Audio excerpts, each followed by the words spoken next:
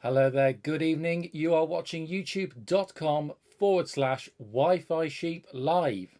It's just gone 2000 hours GMT.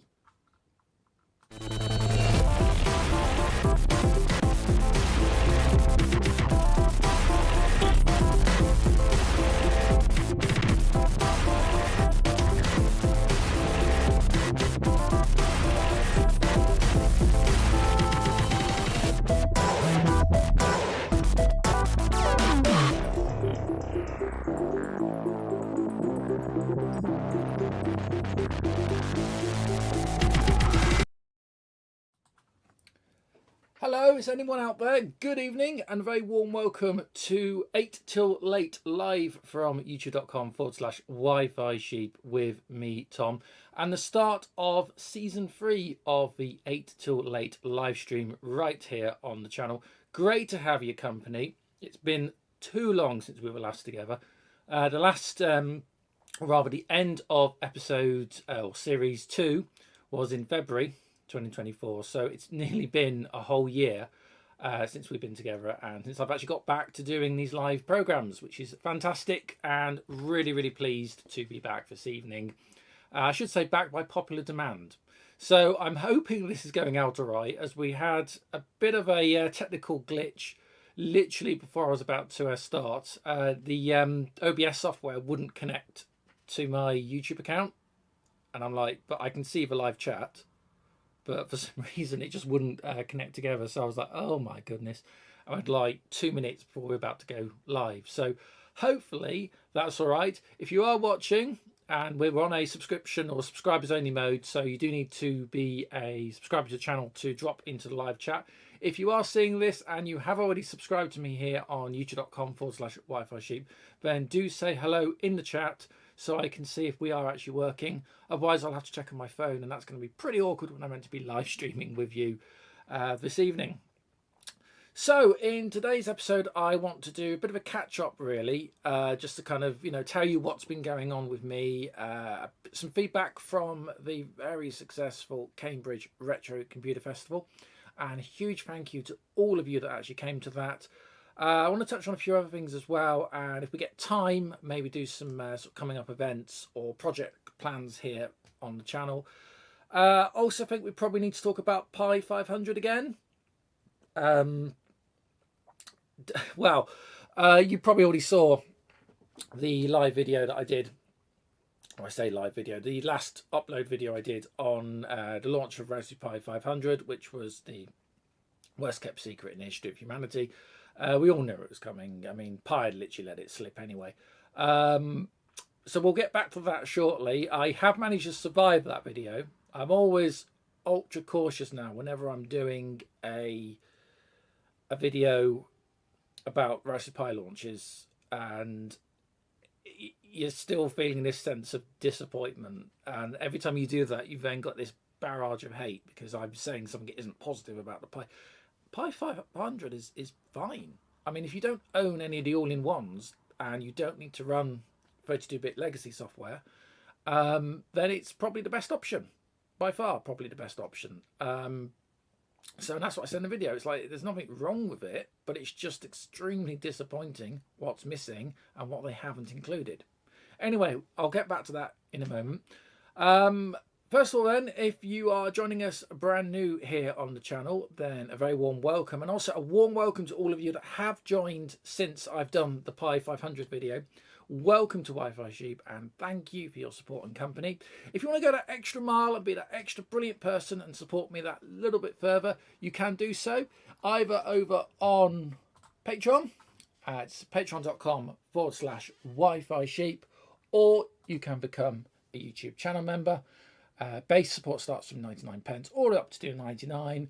Those prices are in British pound sterling. They'll be converted to your local currency, or if not they'll be seen in US dollars. We'll just say a huge thank you to the brilliant members. There they all are, the members between Patreon and YouTube that so kindly back and support me and this channel. I think now would be a very good opportunity to, well, actually I owe a bit of an apology. So you might remember, if we just go over to photos, so you might remember I did a video about the hugely successful and very enjoyable Cambridge Retro Computer Festival. There is the Wi-Fi Sheep stand there in the Centre for Computing History, the museum in Cambridge. This was in November. And for all of you that did come along, it was fantastic to see you. Thank you so much for coming along and for your support and company. Now, I want to just go back to the members, because quite a few of the Patreon and YouTube channel members actually came along and said hi. So it's great to meet you in person. Unfortunately, I slightly slipped up. So basically, on the Sunday, Martin Parker, you can see is the third down there, who's a Patreon backer, came along and literally spent all day with me, pretty much, and we chat about lots of different things. Came all the way down from the north to Cambridge to see the show. But me being me, and being possibly a little bit tired by Sunday, I got a little confused and started calling him Mark for the entire duration of the day, because I confused Martin with Mark Sterling, who you can see further down the list. So yeah, that was a little bit embarrassing. And not only did I basically kept calling Martin Mark throughout the entire day, at the end of the show, we had to go and collect our cars. And Martin very kindly offered me a lift from the exhibition site, the museum, over to where we were parking our cars, because it was a little bit of a walk, which was really, really kindly received. And what do? I go, thanks very much, Mark, and close the door. And obviously go get my car. I'll then go and make the Cambridge video. And you've probably seen the video already, in which I, thank the patrons and people that came to see me. And I also then go and thank Mark. But it wasn't Mark, it was Martin I was meant to thank. So all I can say is I'm very, very sorry about that. It was my bad, completely my mess up that. Yeah, just, I would say confusion, but tiredness and fatigue kicked in. So I'd just like to apologise to both Martin and Mark for the confusion, and it was Martin that I saw. Mark, obviously your support is greatly received. I don't know if we've actually met in person, but and apologies for sort of getting the names mixed up there. So just wanted to make that final correction to say sorry about that. Yeah, so but yeah, we should be all right. I'm just very conscious it's very quiet on the stream, and I'm hoping I am actually streaming. I'm not sure. I might need to just go and check that before we carry on, because I said it was a bit glitchy before we started. So just hit live chat. Right, just bear with me. I know it's a little unorthodox. I just need to check we are streaming. I will be right back.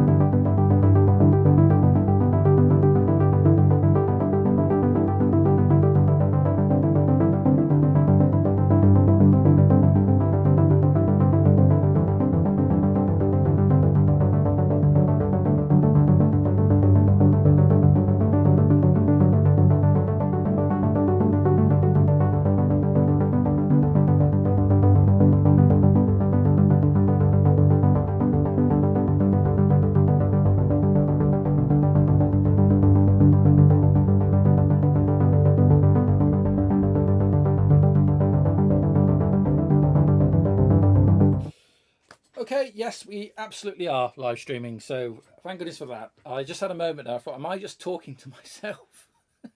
Or is actually anyone there? So that's fantastic. Right, for those of you that have joined me and are live right now, thank you so much and welcome to 8 Till Late from youtube.com/Wi-Fi Sheep. Plan for this evening, the normal chat, the normal banter that we normally go through. I'll give you an update on what I plan to do with the channel and this live stream as we go forward. Setting up now in sort of early mid December, basically ready for the Christmas and New Year live streams that we will be doing again. So I plan to be here live on Christmas Eve, and also we'll be here live for New Year's Eve. So you can count in the new year together if you wish, right here on the channel.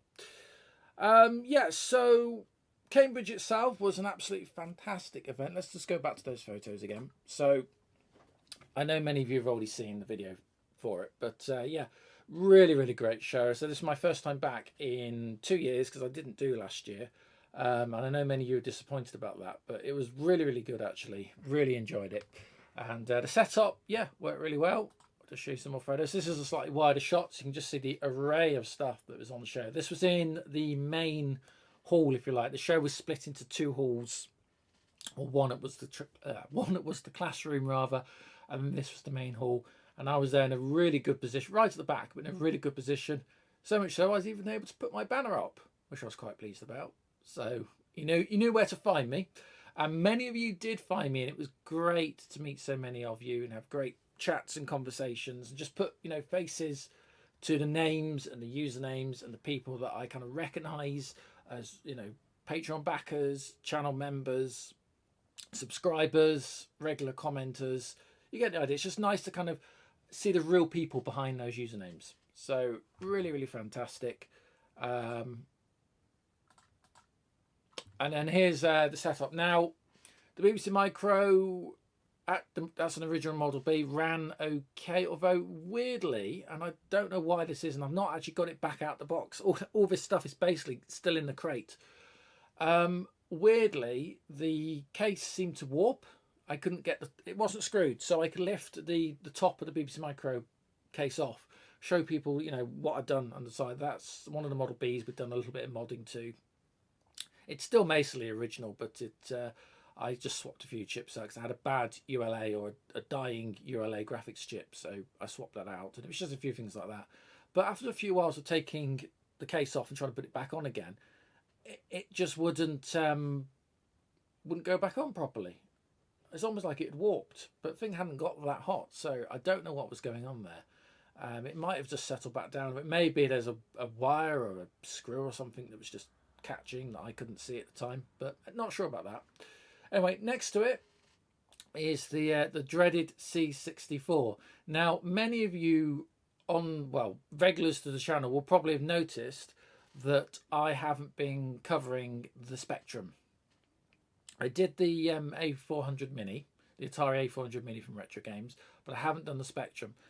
The reason for that was I kind of got to the point at the moment where time for me is very precious, and I just seem to keep buying every Linux emulator plastic box going. Again, nothing wrong with the product, I'm sure, and there's nothing wrong with the Spectrum. I have one on the wall. I'll just show you here. You probably already know this. There's one that sits there. It doesn't work, by the way, but it is complete. There's one that sits on the wall over there.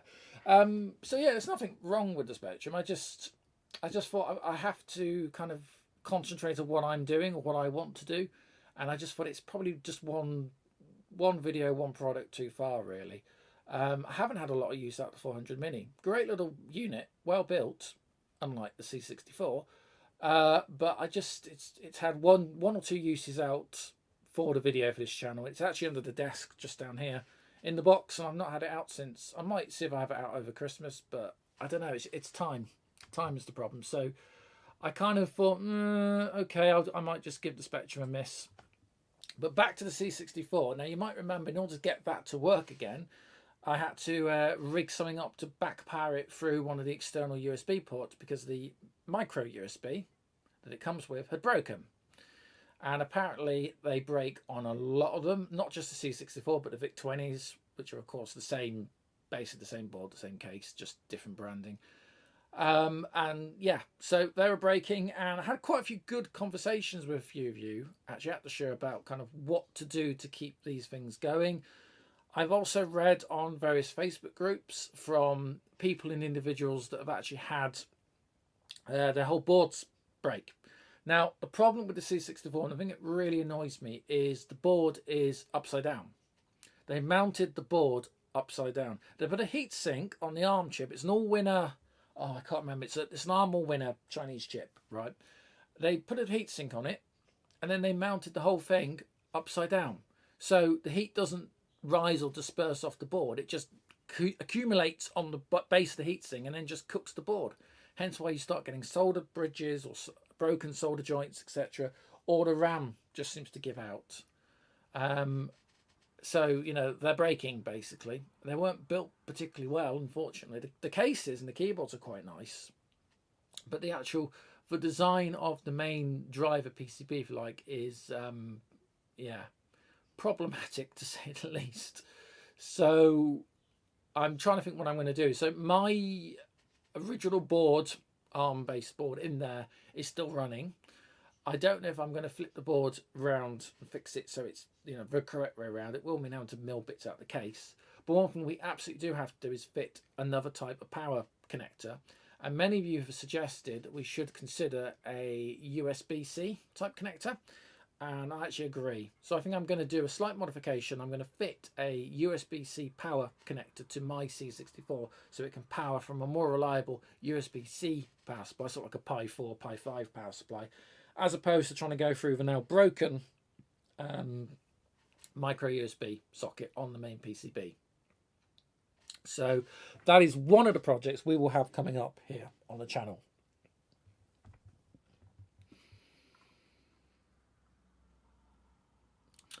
One thing that I will say now. Oh, hello, Martin. 1 moment. Great to see you, Martin. I don't know if you've just seen my full-blown apology to you, sir, but if you haven't, you might want to skip back. I have just explained about how I called you Mark all the way through Cambridge. So, again, I do apologise, sir, and I have apologised and set the record straight. So great to have you this evening. Hope you're well. Yeah, so just go back to Cambridge. It's me, Mark. Thanks. Yeah, don't start doing that to me now. Don't start doing that to me now. No, right. Yeah. So one little thing that did happen, unfortunately, on the evening I got back, so this was the Sunday from Cambridge, is went to check on my chickens, and unfortunately we'd lost one. And I mean lost one as one had actually passed away, which is really quite sad. So it happens. So if I just show you. So this was, or is Leggy. Leggy the Leghorn. Names are terrible. So the breed of chicken is Leghorn. This was her a few years ago having a dust bath. That's why she's all ruffled like that. One of my favourite chickens, and she passed, I think had a heart attack or something and just passed away in her sleep, roosting. And it was Anna that found her, and she'd just dropped to the floor of the coop where they roost. It was only, centimetres. It wasn't a big fall or anything. But unfortunately, she'd passed away, which happened. So we think she must have been about 5, because I didn't hatch her, but she was fresh hatched when I bought her. So she might have been about 5 years old. 2019, we first had her. So, yeah, and she used to lay all these really nice white eggs, which were customers I sell the eggs to liked. So, yeah, I was a bit sad. And I was a bit miffed, actually, for a few days. I don't know, it's only a chicken, but you do kind of get attached to your chickens, especially if you have a small flock and they've all got names. So and she was one of my favourites. So yeah, she passed away on the Sunday evening. So rest in peace, Leggy.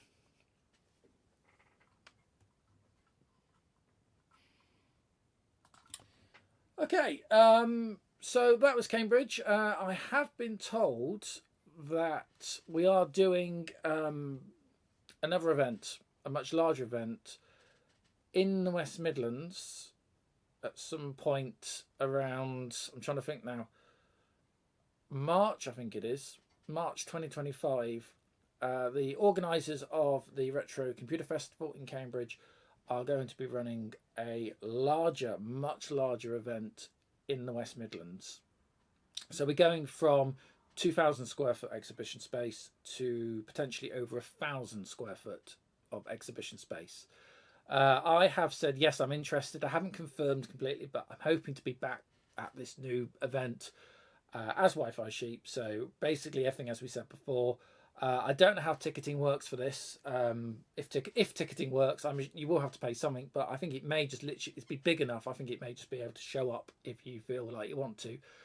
May not have to pre-book, but I will check that as soon as I'm allowed to say more about it. One of the computer user groups in the Midlands, I won't say which one, has already spewed the beans about this. Well, I don't think they were meant to, because they were invited and then they've gone and published all the details, which at the moment we're told we're not to publish. So I'm like, oh, okay. So I'm going to respect the organisers at the moment, but as soon as I can say something to you, I absolutely will. This one is looking like it's going to be a big event, and they're talking about having talks and breakout sessions and like a YouTuber panel, which I've never done a YouTuber panel before, so that might be quite interesting to if I get invited. Sod's law, I won't get invited, but if I do, you can listen to me even more in person. So yeah, well, it'll be good fun. I've got to decide what I'm going to take. Probably similar to what we've already done for Cambridge, depending on what time I've got to get stuff done. But just watch your space and keep across the Wi-Fi Sheep social medias. By the way, as well as Twitter or now X, I'm on Blue Sky, I'm on Mastodon. You can just search Wi-Fi Sheep or search at Wi-Fi Sheep on these platforms and I should show up. I do need to update all my links. I think the links to this video, if you're watching live or if you're watching as a pre-record afterwards, I think all the links are actually correct there. So you can actually follow me across those social media platforms, as well as on Instagram. I'm on Facebook, and of course here on YouTube. Also on Rumble as well, though I haven't updated the Rumble site or the Rumble channel in quite a while. It's meant to auto update from YouTube, but for some reason that's not happening. So I do need to update or upload some of our more recent content onto the Rumble channel at some point. So it's all things I need to do. And of course, don't forget we've got Wi-Fi Sheep Channel 2, which I haven't uploaded anything on since the summer. I do plan to do some more trains on 2 content. And I'm hoping to at least do one video over Christmas on Wi-Fi Sheep 2. So you can search that. The links to that are also in the description to this video. And if you haven't liked and subscribed over there on Wi-Fi Sheep Channel 2, please consider it, because it also acts as my backup channel if something nasty happens over here, which hasn't happened so far, but you never know with YouTube. So if Wi-Fi Sheep, the main channel, disappears one day, the Rumble channel and Wi-Fi Sheep Channel 2 on YouTube will sort of take over as the backups until I can sort out whatever has gone wrong here on the main channel. Okay, I think that's everything for the moment. Yes, in relation to that. So let's just talk again quickly about Raspberry Pi 500. My views haven't changed since, actually I'll tell you what, so my views haven't changed since I made my initial video about it, but I have found out a bit more information and I've been able to watch a few more other people's reviews, and those that actually got preview units sent to them by Raspberry Pi. Raspberry Pi Foundation, or what the hell they call themselves nowadays, are never going to send me anything ever, because I am critical of them. Not a fanboy. I mean, don't get me wrong, love Pi products. Pi products have changed the world. They've changed my entire world and my entire job and everything. So, as you know, Raspberry Pi is an extremely good, useful product, but they have done some real dodgy stuff in the last sort of 2-3 years that I just don't agree with. The latest one with the 500 is apparently it has the M2 PCI solid state SSD drive. I might be confusing 2 form factors there, but anyway, it's got the solder and the mountings for it in the new PCB, but they didn't bother to populate anything. So it's a bit like if you take the thing apart, I mean, I wanted something that had the ability to actually put in SSD solid state storage. I said this in the video. It's ridiculous now that Raspberry Pi is the only single board computer manufacturer that doesn't do onboard flash storage for their single board computer products. Everybody else does. I've got the wrong mouse, hang on. There we go. So in the video, I bought up this, which I bought £30 this cost me. I'm not actually sure why I bought it. It's just one of those things. But yeah, so you've got official Raspberry Pi SSD. This is 256 solid state SSD storage, right? They then go and release the 500. That's the 400, by the way. But they release the 500. Do the solder points in the board for one of these to fit in, and then don't populate it. And it just feels like it's kind of like a massive kind of like FU. I mean, I just was so disappointed once again. I really wanted 5 and 500. You know, they needed to be something special. Power-wise, they are incredibly fast and very powerful machines. The only problem is with the price point where it is, and some of my colleagues at work said this, you're getting into the zone now where you might as well buy a single board x86 Intel PC computer because they're about the same price. x86 64-bit PCs, single board computers, have come down in price. These things have gone up in price, and they've kind of almost met in the middle. And obviously, if you have an x86 machine, you can run Windows, you can run Linux, you can actually run x86 compiled binaries in a way that you can't do with ARM hardware. So you kind of start getting into that question of, well, what's the point? Which is another argument in itself. Some speculate there's going to be a pro version of the 500, so they're going to charge us again, which is why I'm not going to buy one of these 500s as is. And there might be one in an expanded case form factor where you can actually add additional things inside. That personally would actually be really interesting, as long as it wasn't too expensive. I don't mind paying, I don't know, 125 maybe? £125, £130 maybe tops, if they did something that was sort of a generic all-in-one wedge machine, but we actually had a bit bigger, and we actually had like maybe proper, we won't get it, but proper HDMI on the back, etc., or stuff that we could actually plug cards or adapters into, which would be cool.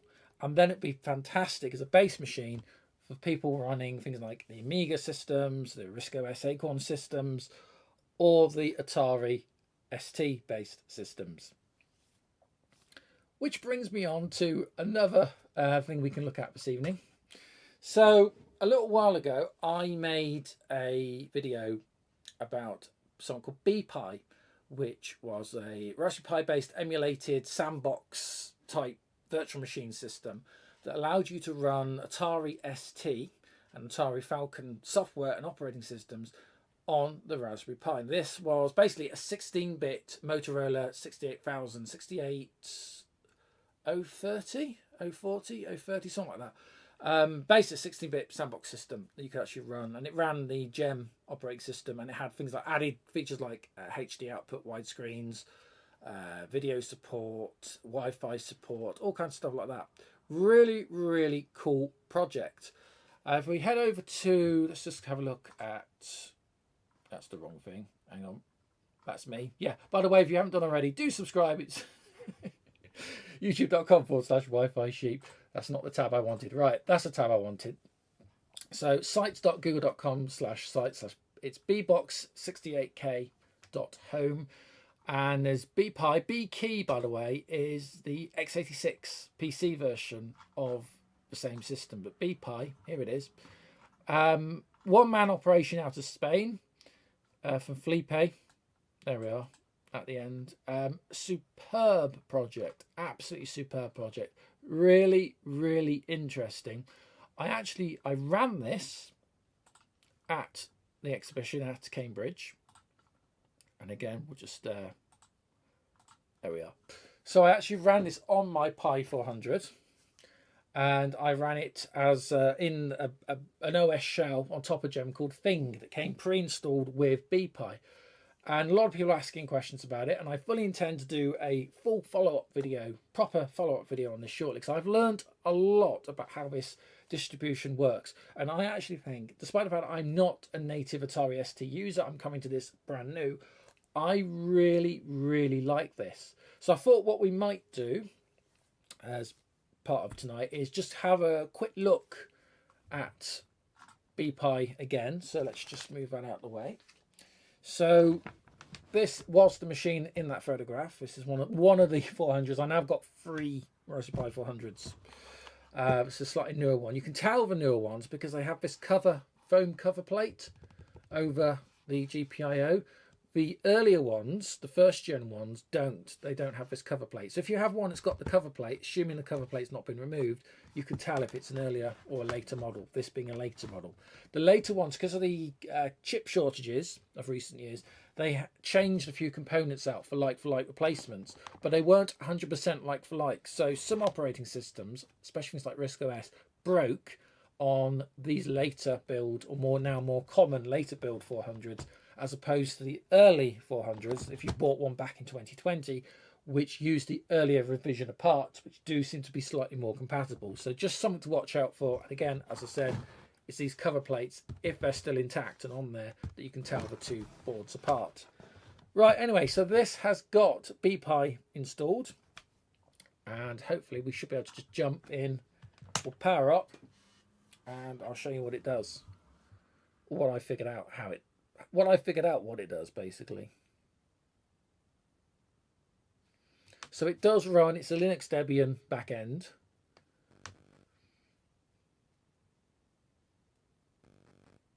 It just takes a moment to come up.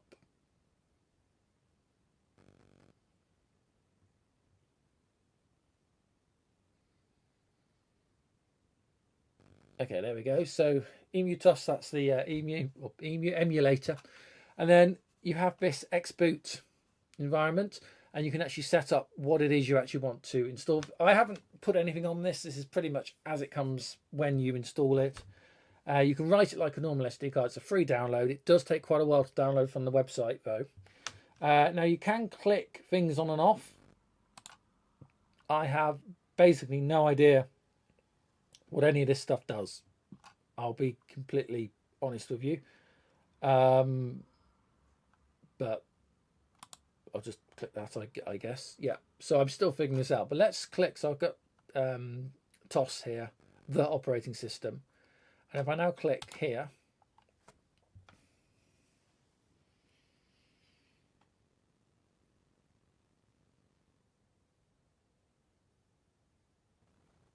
if I now click here, it doesn't work. It worked earlier. Come on. Right, let's try that. Right. I have been having this sort of slightly strange boot loops where it doesn't quite...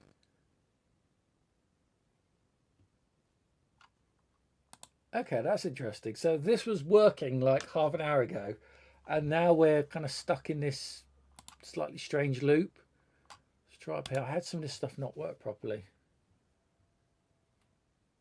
This one was just getting stuck in loops.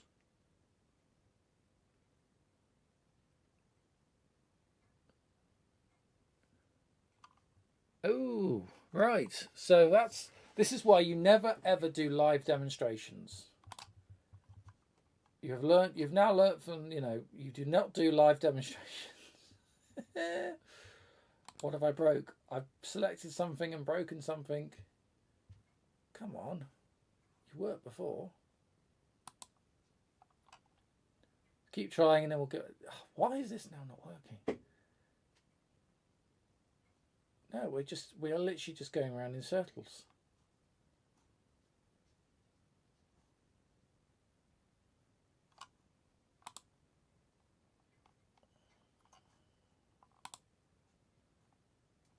And this is half the problem, is I'm just randomly clicking stuff.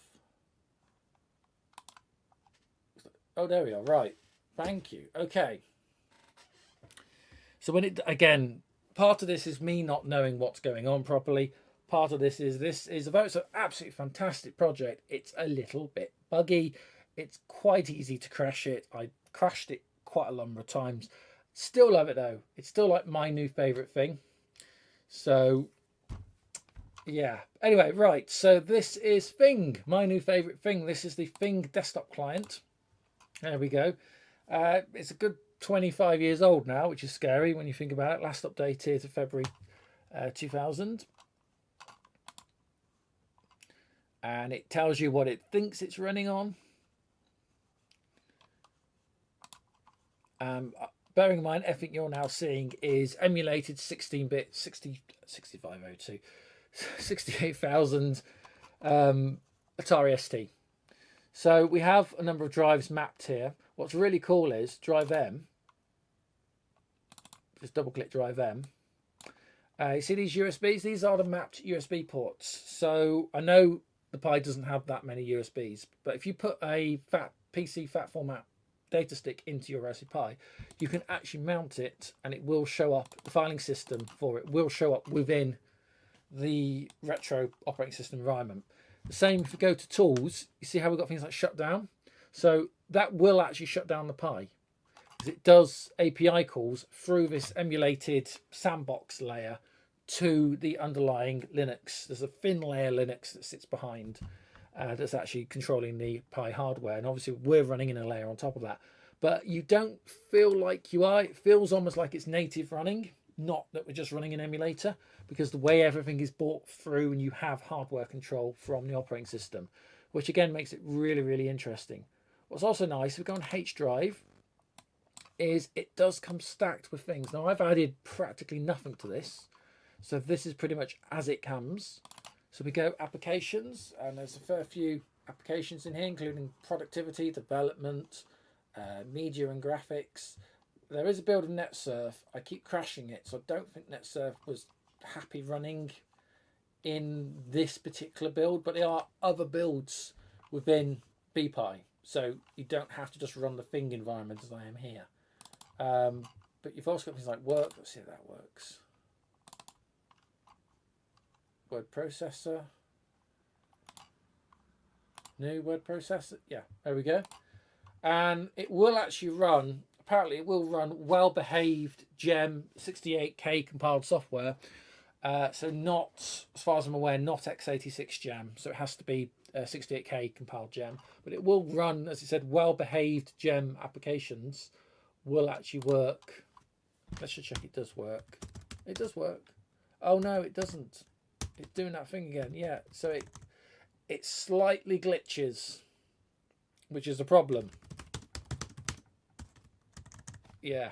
So it's not perfect by any stretch of imagination, but also have you noticed when GEM applications load, they don't have like a Mac style multi-finder, so it literally becomes the only window in the desktop space. I mean, this is very Mac-esque, and I know Apple did sue GEM, but how they didn't sue Atari over this is beyond me.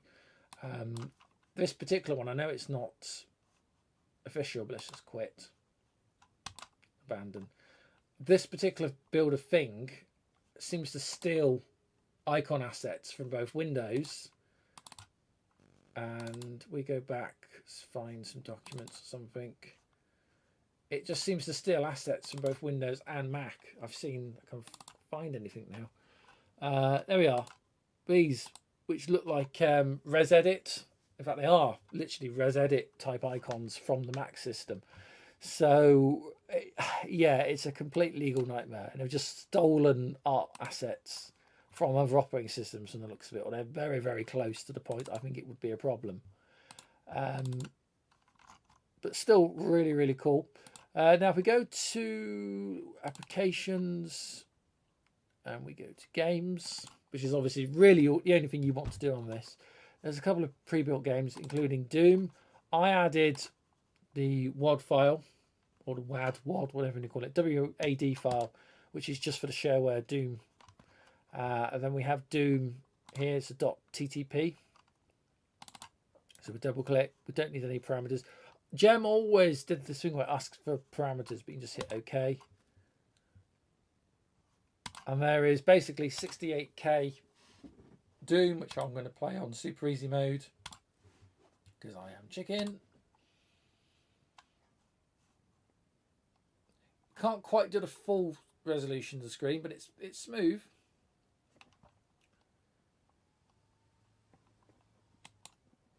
Again, I haven't actually tapped the sound for it. It does do the sound, by the way. I just haven't tapped it into the capture this evening. So,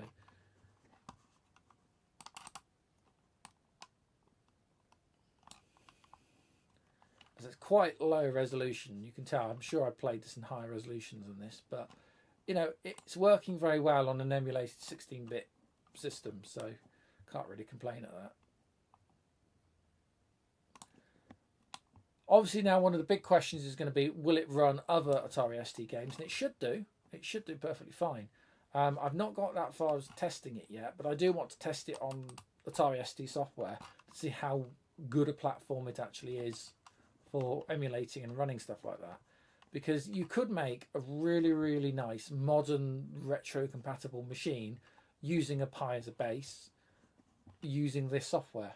Because okay, it glitches, it crashes occasionally, but if you can kind of live with that, and bearing in mind it's a one-man authored project, so borrowing components and things from other previous like open source or shareware type projects, and the fact is it's free, which I think is is amazing. It's well worth just playing with and supporting, I suppose, the Atari community, Atari ST community, even though it's something I don't know a lot about and I didn't use back in the day.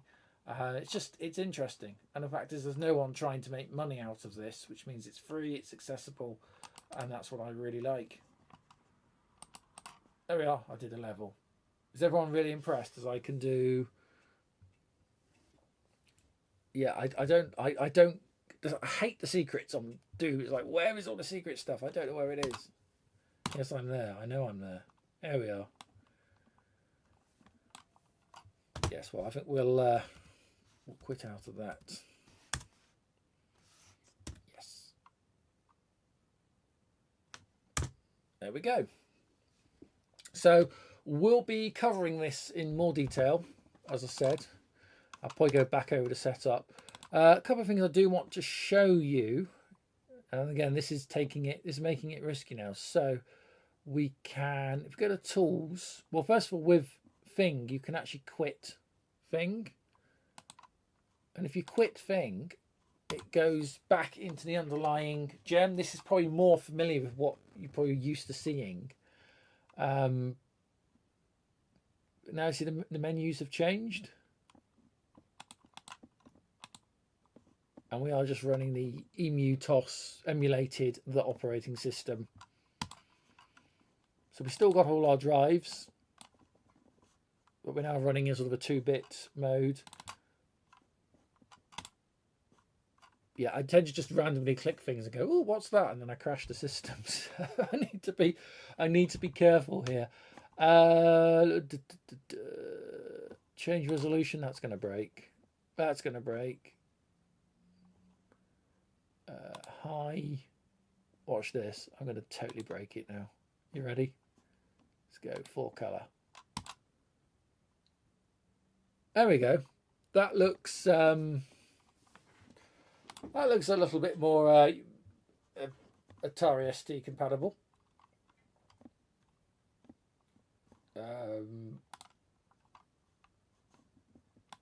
Is half my menuing off the screen? Oh dear. Oh, we've gone back to Thing again. Yes, quit Thing. There we go. Thank you. Yeah, so I'm still trying to figure out how this works, what exactly this does. Let's check. Let's go back up to some. So 640 by 480 higher resolution. And again, it starts to do slightly strange things.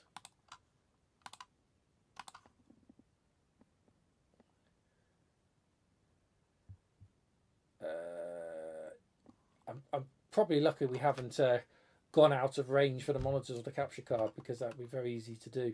So let's... I'm trying to think, what do we do now? Oh, that's now gone into the sort of the DOS type. Right. Oh, there we go. Okay, that's fine. Yeah, so as you can see, really, really interesting, and looking forward to playing with this. I'd like to build a computer or just a system based. I mean, it's great on the 400. Don't get me wrong, and the 400 is the sort of all-in-one, as we showed at Cambridge, is the perfect machine. But I'd like to build like a proper like box type retro PC for this, because it is really, really cool, and I'm just really, really enjoying using this. So let's have a look now.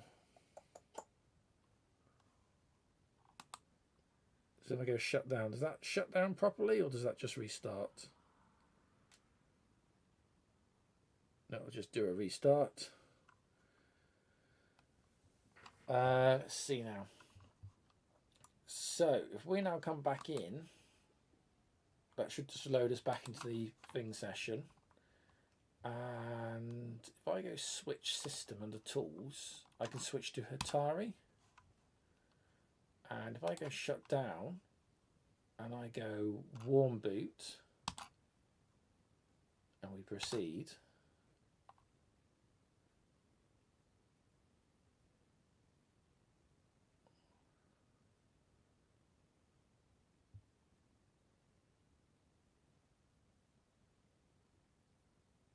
and just wait.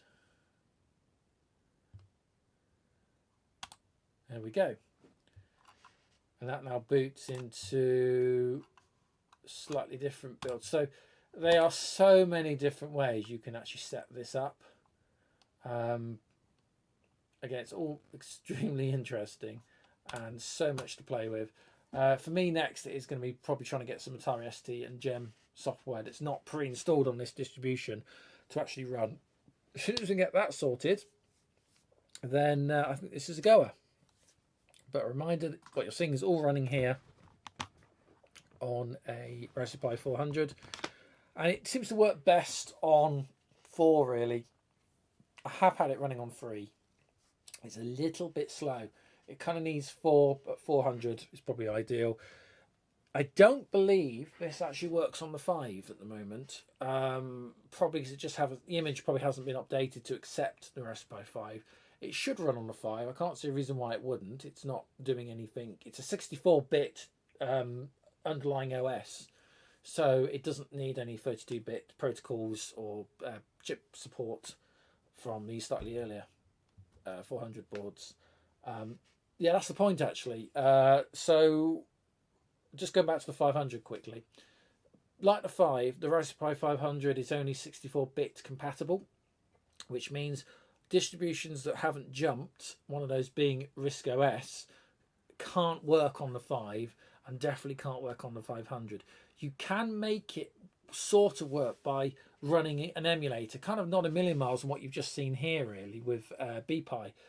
You can emulate a RISC PC under Linux in a 64-bit environment and then run 26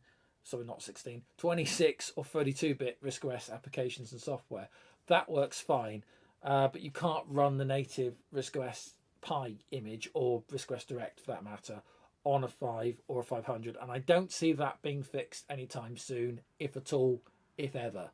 So just bear that in mind. Another reason why, if you are intending on running legacy 32-bit Raspberry Pi images or software, stockpile Raspberry Pi 400s or 4s or whatever it is you need as the last of the 32-bit compliant machines. Because the next generation 5 and whatever comes after it isn't going to run 32-bit software. So just bear that in mind.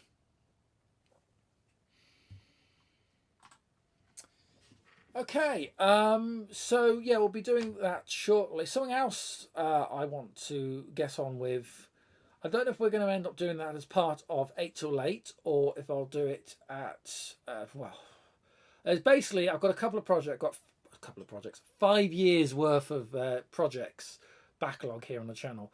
I'm actually personally kind of busy now with work, so many of you probably already know that last year I had a job as a technical assistant at Harper Adams University here in Shropshire. It's an agricultural and technology university, and I worked in the engineering technical department, what's something called mechatronics, which is mechanical robotics engineering. Well, since then I've been there for a year, and then just recently I applied for a permanent, full-time permanent position as a mechatronics technician and teaching assistant. And despite a really horrendous interview, which I didn't think went at all well, I was offered the job. So my contract shifts to being full-time 7 days a week from January the 6th, which is fantastic because obviously you can appreciate being a engineering technician, the salary is, without going into details, is good for this part of the world. and it will allow myself and my darling fiance Anna, we can now afford to potentially buy a house. The house we're in here isn't ours, it's actually owned by my father, and he kind of wants it back at some point, so we do need to move. So we will be able to purchase our own place, hopefully, which is scary because house prices, even this part of the world, are horrendous, despite the fact they are considerably lower than they would be, let's say, in the south of England. So it's still we're still potentially talking £250,000 for a 2-3 bedroom house, minimum, really. Before the pandemic, you could actually buy a house for £80,000 here, but now they're all about 160 to 240 or above. Going into the millions, of course, you want to start buying farms or mansions and things.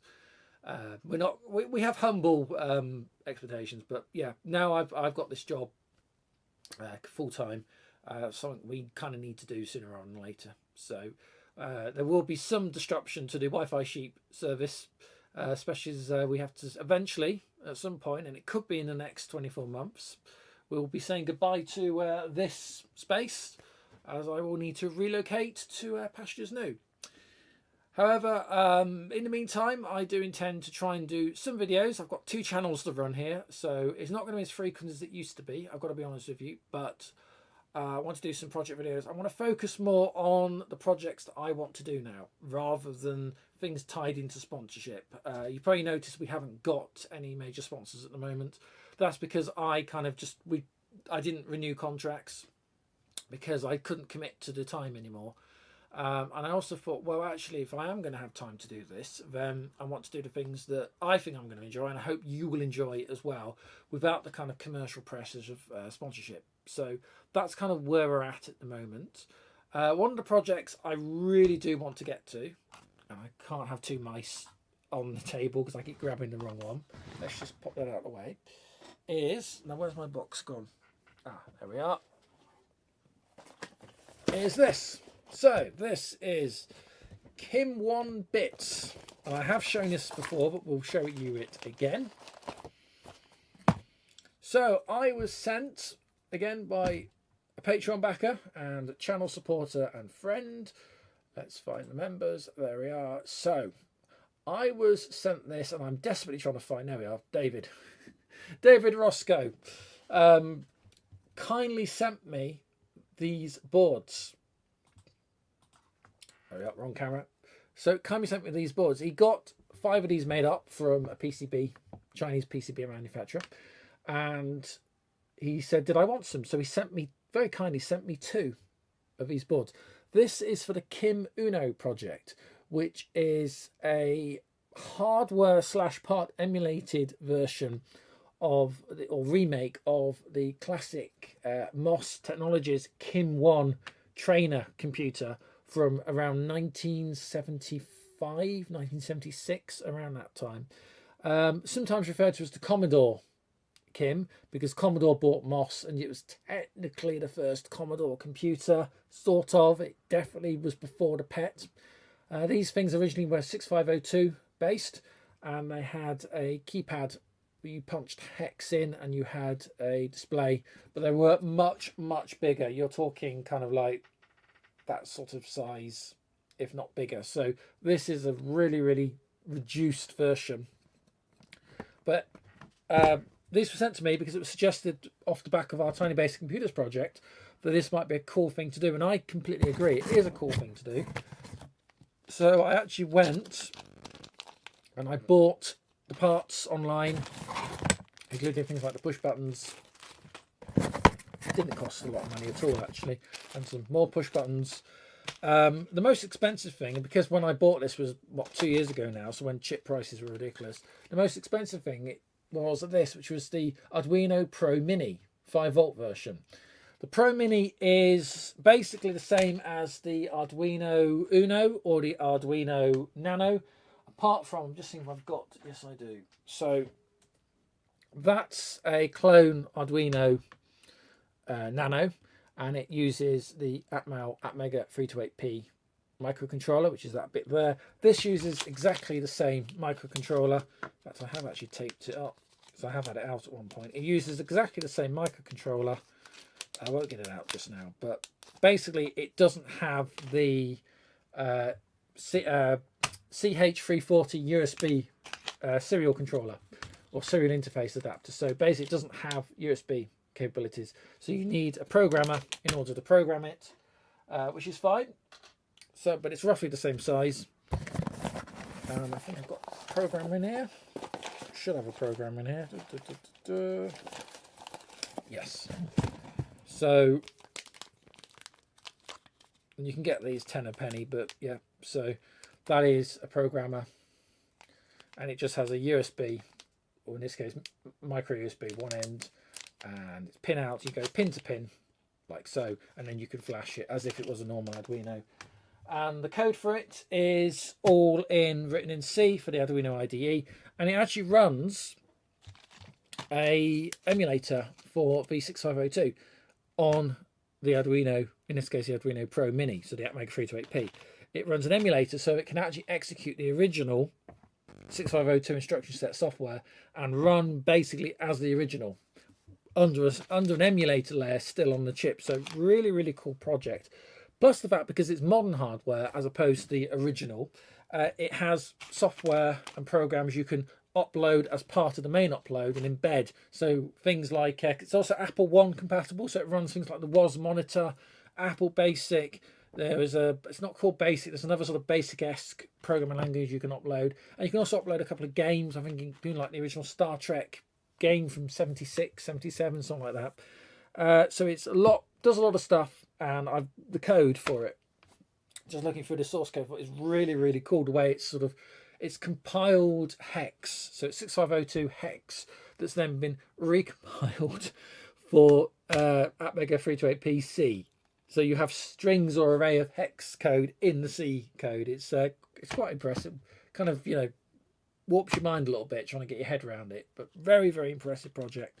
It's also very portable, so you can add more RAM. You can run it on bigger boards. You can run it on things like the Arduino Mega, which we use for Project Rio. You can run it on ESP32. It will even compile natively on Raspberry Pi, or it will compile for x86, believe it or not. So you can actually run it on your desktop PC, technically. Very impressive project. Very impressive bit of code. And really looking forward to finally getting around, especially as this has been so kindly sent in. Really looking forward to getting around to building one of these. And he actually sent me, I think I've got it in here. Should have it in here somewhere. There we are. Actually sent me 2 boards. So I could build one pretty much as intended. But then I thought the second one, because we can use expanded hardware, I was thinking we might do something a little bit special for the second one and have a sort of almost proper 8-bit 1970s style but new build retro computer, which I think would be really, really cool, especially if we can run other people's software and basic interpreters, which sometimes is a damn sight easier than trying to run mine. That said, we're not giving up with Tiny Basic or Project Rio. I do have something potentially quite exciting in the works in relation to that project. Again, annoyingly, can't say too much at the moment because I'm still in negotiations and talks, but I'm hoping we will be back, or should be back shortly, with an expanded version of that project, working with a third party. So hopefully, fingers crossed, that will be really, really exciting. What else we're going to talk about quick? Oh, right, yes, let's do that very quickly. The reason I say very quickly, and the reason I didn't announce that I was going to be live tonight, is I kind of want to do a bit of just a sort of like a what's the word? Warm start. That's not the word. I've gone completely blank what the word is. But basically, I want to just sort of ease into doing these live streams again. It's been a while, and I just thought this could technically go wrong, and it nearly did. And I just sort of want to kind of just ease into it, if you know what I mean. So hope to be back. Well, we'll be back next week at the same time. The reason I'm telling you this now is we're not going to be here as long as we normally are. Normally we average about 2.5 hours. I'm probably going to we're coming up to the hour now, so we're going to do a little bit longer, but I'm probably going to call it in about 10-15 minutes time just for tonight, and then we'll do a more longer normal time next week.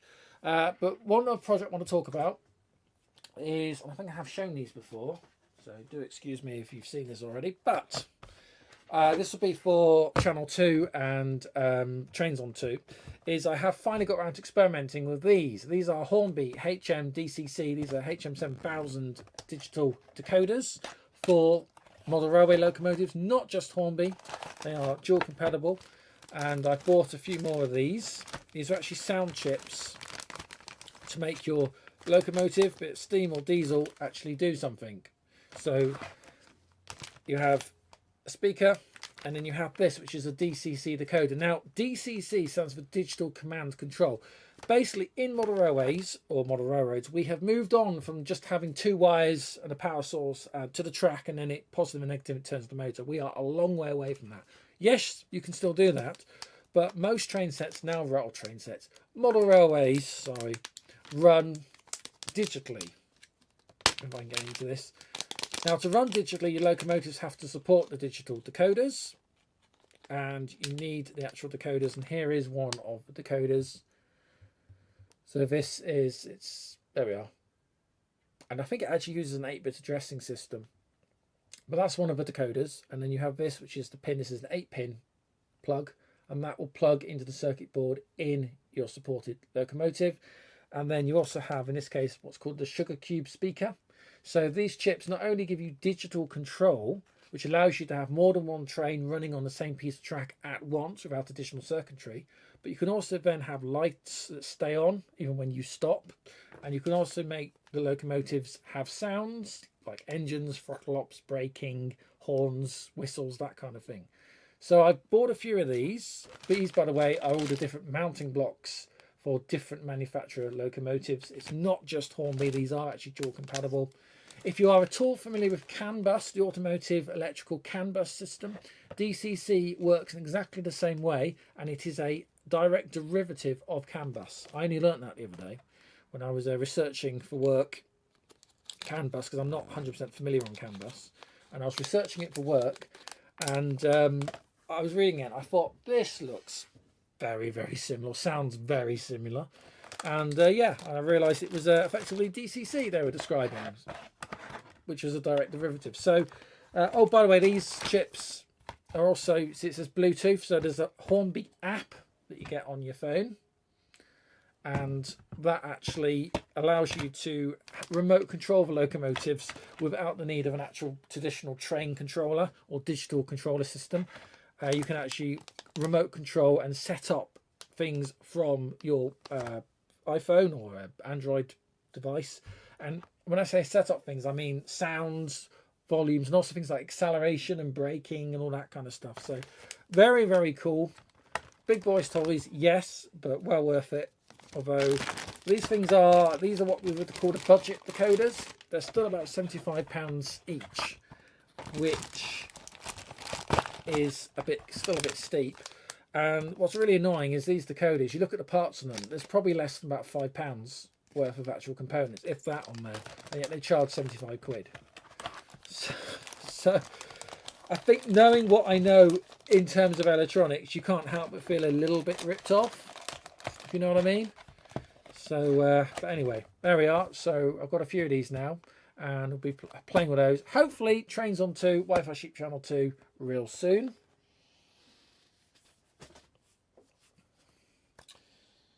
Trying to think what else really. Oh, I'll show you this very quick.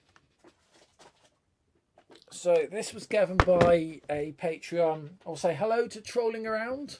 How are you doing, sir? Good evening.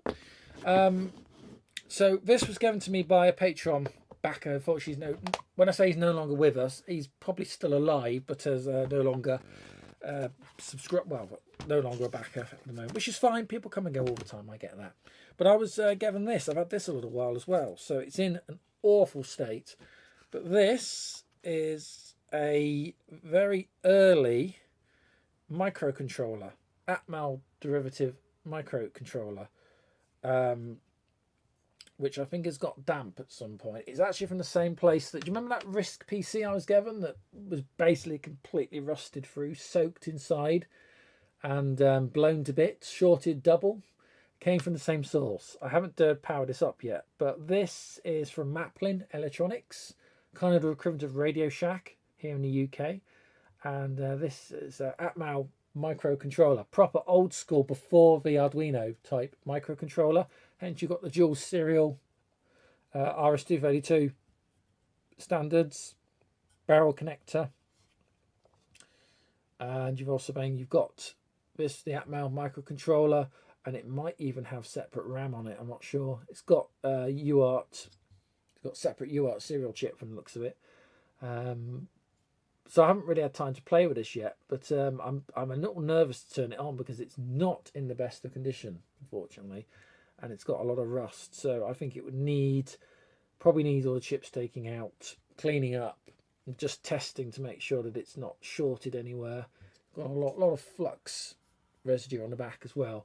But as a kind of, I suppose, quite rare really, antique microcontroller kind of, and it's only about what you get from 24 years ago, so it's not horrendously old, but it looks very old.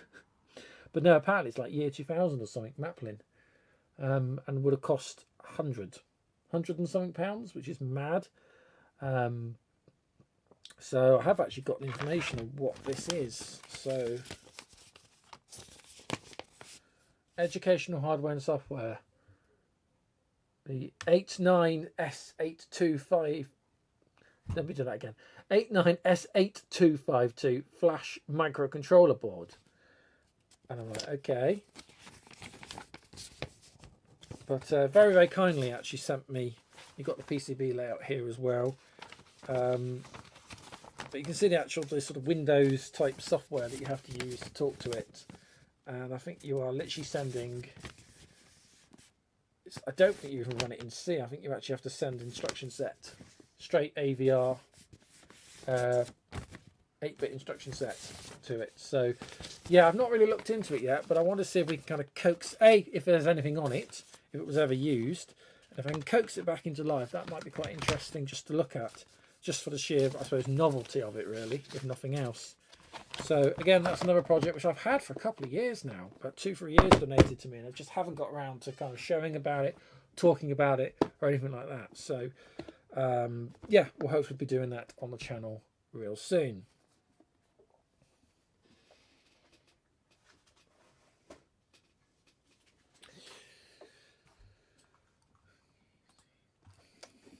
Okay, so I'm probably going to call it there for tonight. So just want to say thank you so much for everybody who has joined me.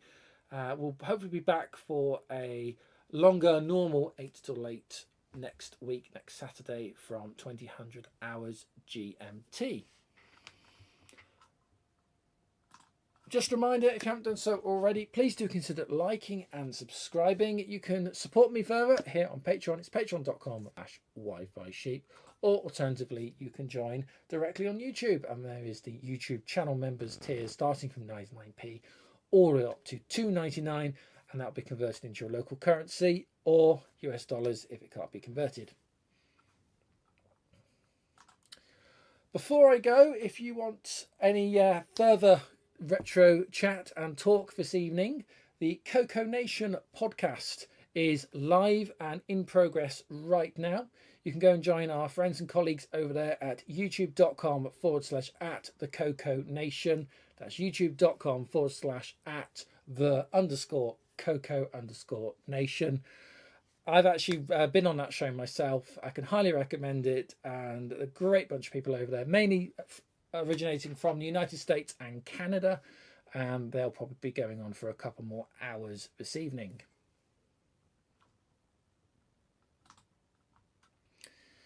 So the time is just gone 21:08, 8 minutes past 9 in the evening GMT right here on youtube.com/Wi-Fi Sheep. Once again, thank you so much for your company. Great to be back, great to be live, and we'll do this all again at the same time next week. Until then, thanks once again. Have a great evening and good night.